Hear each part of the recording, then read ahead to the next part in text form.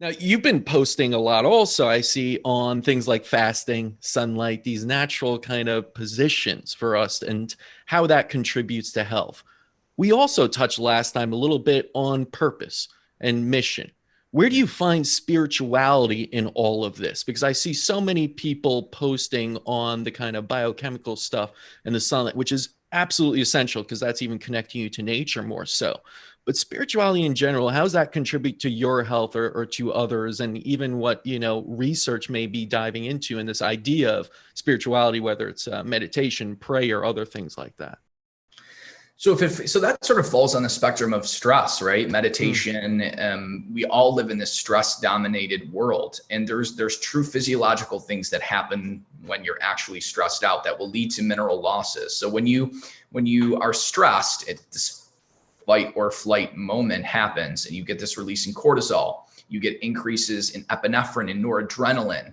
And those stress hormones will actually cause you to push magnesium out of the cell, and then you lose it in the urine. So having some type of ability to decrease your stress throughout the day, whether it is meditation or, spiritual connection or whatever it is, will help you maintain mineral status. Yeah, it's funny because it's these things that seem like they're esoteric and seem like they're sometimes not going to contribute to things like your mineral, supply in your body that actually do have such an impact on it. And you're right. I think so many of us live in a high stress world. Listen, right now, how could you get away from it? If you turned on the news for 5 minutes, if you're not stressed, that's crazy. You're like a Buddhist monk in my mind.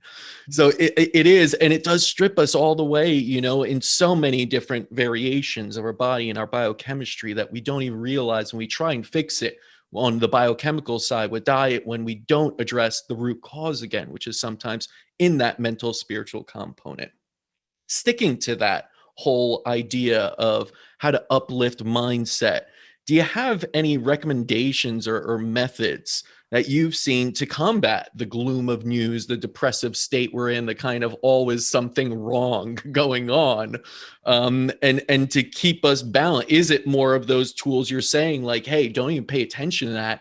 Just, go out in the sunlight, do the fasting, do the saunas. Like that's where you put your focus on. Would that be a recommendation for getting over what has been the last year as kind of gloomy pandemic? That's definitely one way to do it, right? Get out in nature. Nature has a calming effect, as is Mm. sunlight does as well. Breathing fresh air does as well. And then it's sort of like getting control of your own mindset. Like your mind can be a good thing or a bad thing, right? And it's sort of like a lot of people internally struggle with sort of these negative thoughts that keep surfacing. And if you can get in control of your mindset and tell yourself you are worth it, you are worth this promotion, or you aren't too old to get this degree or start this business, that in and of itself will help reduce stress. Right. Having that better mindset.